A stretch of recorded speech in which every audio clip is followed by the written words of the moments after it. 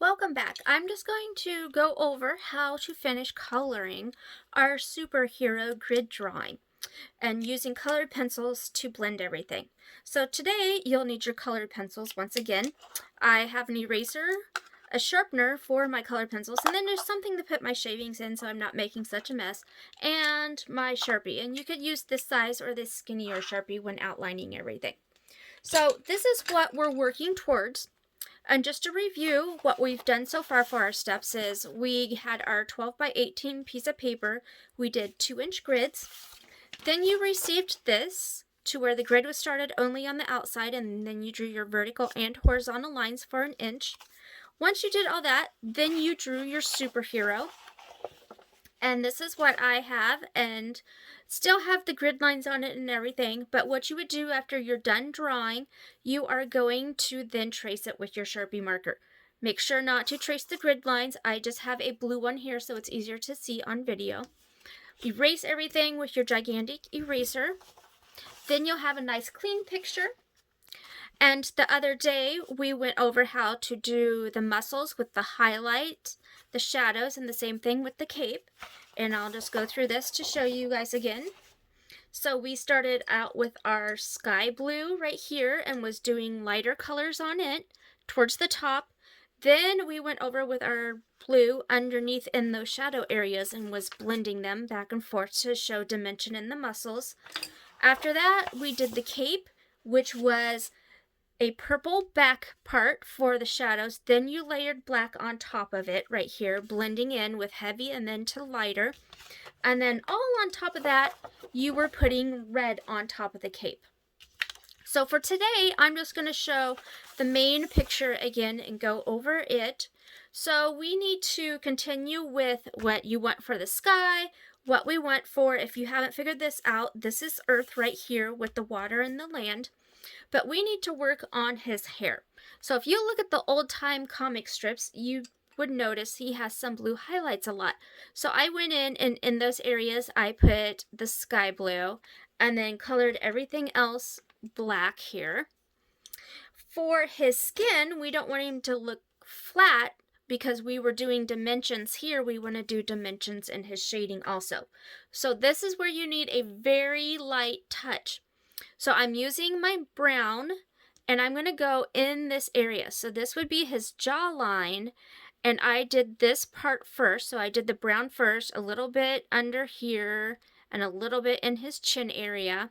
And then right around the hairline I was putting some also. So it gave him a little bit of dimension there.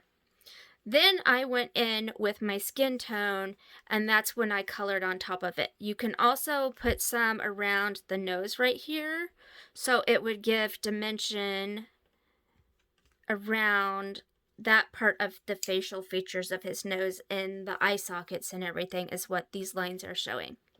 You could even do a little back there in the ears.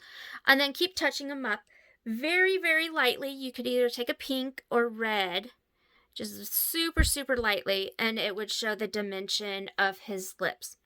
So then for the hands, we don't want them to be flat also. We want to go back over around this part of his fingers where it would be curving in and out. It's going to be darker where the fingers are touching. So I'm putting brown there, very lightly though. I'm not pressing really hard. All this part, because this is where the shadow of this finger is casting onto the thumb. And then I'm also doing around these knuckle lines here, here, and here.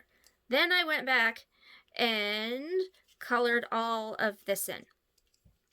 When we did the suit the other day, we hadn't talked about the shoes or the logo part. So the shoes, we were coloring red. I did put just a little bit of purple in with them right in this area just to help give dimension.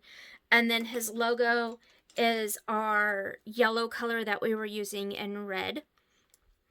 And then what you guys get to decide is for the land and water, I was using a color underneath first, and you can see on this side right here, I was putting a base color of greens and purples and other ocean colors. Like think of deep ocean watercolors. When you see pictures of satellites and they've taken pictures of the Earth, what are some of those other colors of blues that you would be seeing? So if you have a wide variety of blues, this is where you could use it and put greens and purples in it also. So then I layered it with my sky blue and decided I wanted to go back in and put a few more colors. As for land, I was using different greens. So I have the lighter green, this green, and I also went in with some brown because if this is, say, mountains or something, or maybe it's a more dirt area, I was just putting those different colors in through there.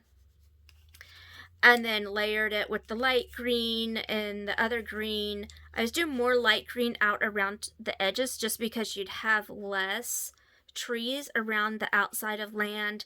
Then I was just doing greens on top of it. It's just kind of your choice what you're wanting to do, but I do want these to be blue, and then these would be greens. And then for the sky, don't just color it black. Give it dimension also. So these little things, you could think of them as planets. They could be stars. It's your choice what color that you're wanting to color them. I did do around here first another background color so you can see what I was doing. So I was giving it kind of like the fiery glow here. So I was putting yellow, and I was pressing rather hard when I was coloring with this. So I was doing yellow all through this area, obviously not on him, but through this area. I did some orange closer to the earth. And then I was just kind of doing the rainbow steps as I was going out to give it dimension. So warm colors into cooler colors. So through that, if you have even a red orange, you could put some of that in there. I was doing from yellow, I was doing the lighter green colors going all through it. Then I even put some regular green in. Then I had my sky blue again that I was doing going through all this, and I'm just coloring through all that, not coloring on them. Then I had regular blue.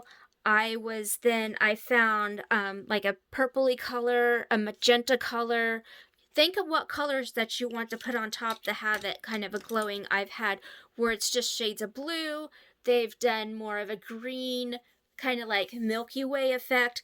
But after you're done with all this, you're going to color over it with your black.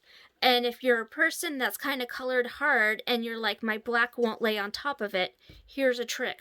Take your eraser and you're just going to lightly go over this with your eraser.